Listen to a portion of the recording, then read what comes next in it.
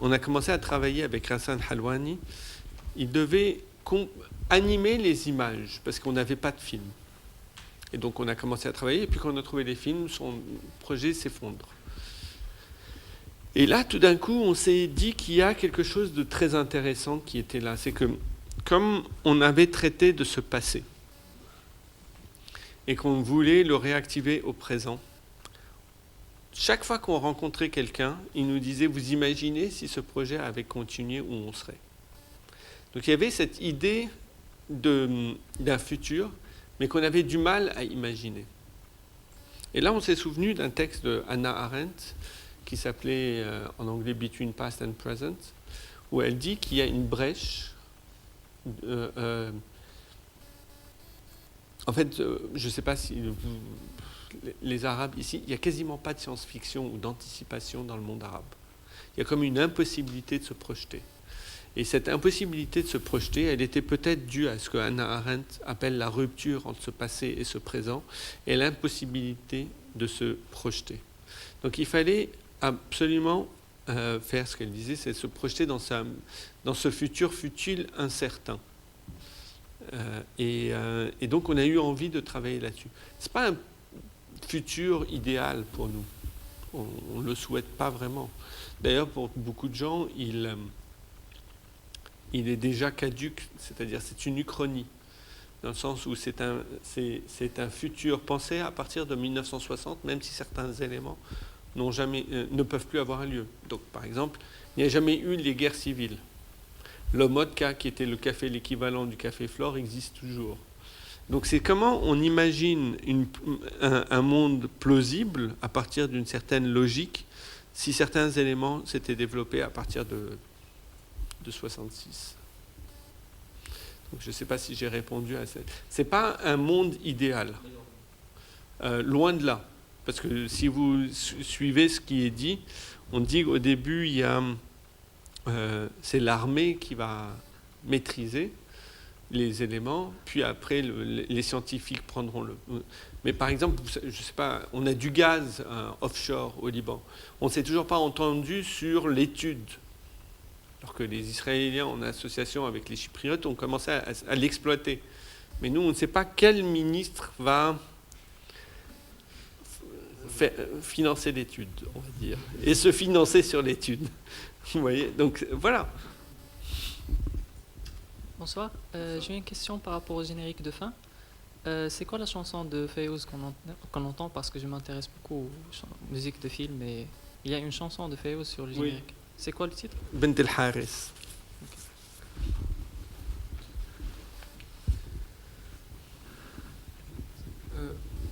Moi, je voulais vous demander s'il y avait des spécificités concernant la société libanaise qui font peut-être que cette expérience-là a été vécue au Liban et nulle part ailleurs.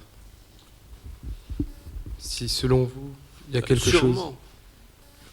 Qu'est-ce qui, selon vous, caractérise alors pourquoi ça a été possible au Liban et pas ailleurs? Oui, à cette époque-là, précis. Déjà, il y a la rencontre de plein de gens qui viennent de partout. Il y a la communauté arménienne qui est très importante. Il y a la communauté palestinienne qui est aussi très très importante. Ici, c'est un mélange de Palestiniens, de Syriens, d'Arméniens, de Libanais. Vous voyez, il y a l'idée aussi que c'est un monde de possibles. Il y a l'idée que... il y a le fait que ce n'est pas encore une nation et qu'il y a donc un projet qui est en train de se créer. Donc il y a une émulation. C'est un tout petit pays, donc il n'y a pas l'idée d'essayer d'instrumentaliser ça par rapport à l'armée. Abdel Nasser, s'il a un projet comme ça, c'est tout de suite pour sa gloire. Nous, avoir des fusées, à la rigueur, si l'armée elle-même décide de ne pas continuer le projet, parce qu'ils auraient pu le continuer, d'accord. Qu'est-ce qu'ils font de leurs armes après? Ils deviennent une vraie puissance qui doit s'opposer à leurs voisins? Une des choses, par exemple, qu'on pourrait cacher, c'est à quoi elle sert, notre armée? Pas à protéger les frontières, on les a jamais protégées. Puisqu'on ne peut pas se mettre en face de gens beaucoup plus grands, parce que si on leur résiste, à ce moment-là, c'est une déclaration de guerre et ils nous détruisent. Non?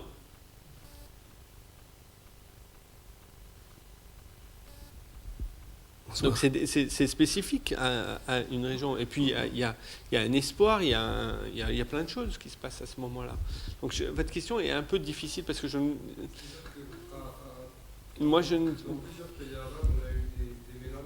Mais qu'est-ce qui a fait que ces gens-là qui sont venus d'ailleurs se sont sentis intégrés au projet libanais? C'est-à-dire que si on prend... Mais moi je voudrais dire que il y a un projet.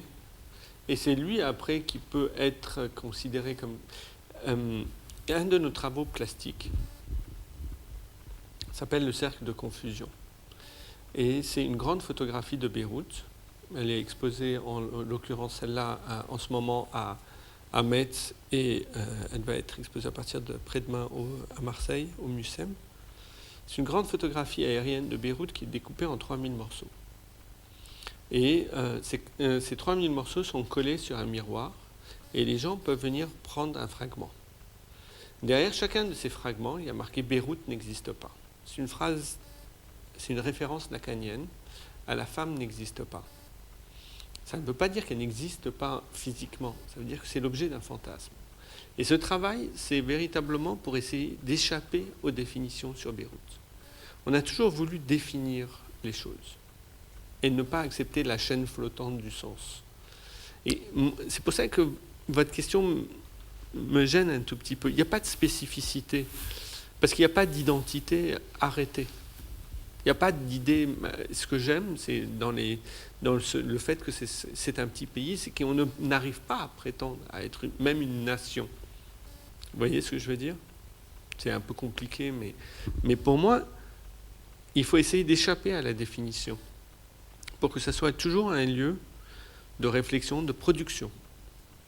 Et en fait, quand vous venez prendre un morceau de Beyrouth, d'accord, vous vous révélez beaucoup plus que vous n'allez révéler de Beyrouth. C'est vous qui allez choisir le fragment. Ce fragment, il va devenir signifiant par rapport à votre choix. Vous avez pris un bout de mer, un immeuble, un truc abstrait, un truc concret. Vous voyez ce que je veux dire? Un truc haut, un truc bas. Voilà. Ça renvoie beaucoup plus à votre geste qu'à celui qui regarde plutôt qu'à ce qui est regardé.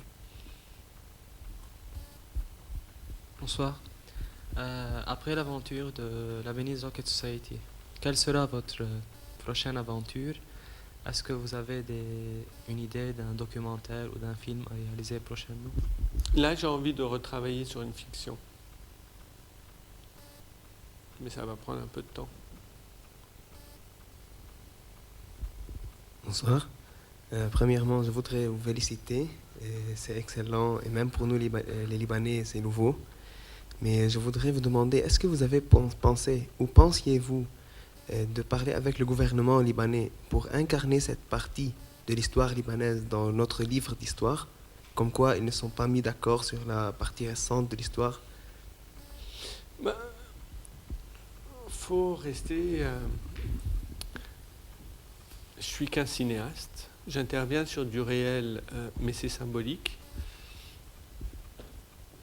Je ne suis pas sûr que j'aimerais être récupéré par l'État libanais.